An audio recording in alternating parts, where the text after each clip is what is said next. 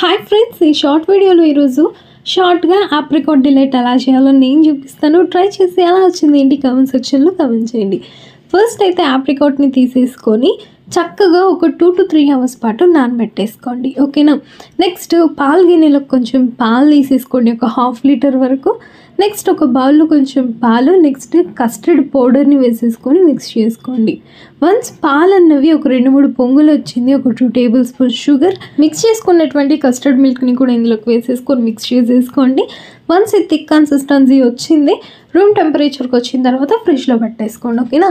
2 hours అయిన తర్వాత ఆప్రికాట్ని ఒక కడాయిలోకి తీసేసుకొని వాటర్ అలాగే ఉంచండి, పడేయకండి, ఓకేనా.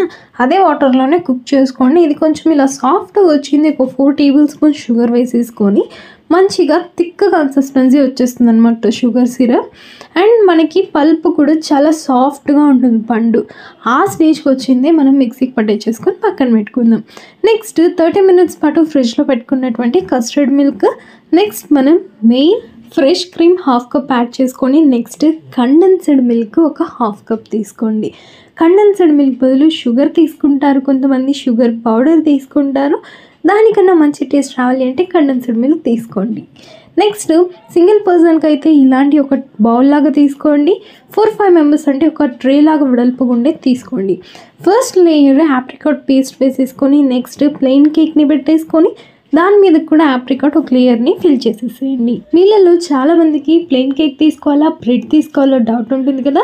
మరి నేనైతే ప్లెయిన్ కేక్ని సజెస్ట్ చేస్తాను. బ్రెడ్ అయితే టూ సాఫ్ట్ అయిపోతుంది, అవుట్పుట్ అండ్ టేస్ట్ అనేది అంత రాదు ప్లెయిన్ కేక్తో పోలిస్తే, ఓకేనా. నెక్స్ట్ మనము దీని మీదకి ఫ్రెష్ క్రీమ్ అండ్ కండెన్స్డ్ మిల్క్తో ఒక క్రీమ్ చేసుకున్నాం, దాన్ని కస్టర్డ్ మిల్క్ని రెండింటినీ వేసేసుకొని ఒక లేయర్ లాగా సీడ్స్ అండ్ నట్స్తో గార్నిష్ చేసేసుకోండి. మీకు ఇంకా డీటెయిల్గా కొలతలతో అండ్ విత్ టిప్స్తో కావాలి అంటే ఫుల్ వీడియో లింక్ డిస్క్రిప్షన్లో ఇస్తాను, ట్రై చేయండి. బాయ్.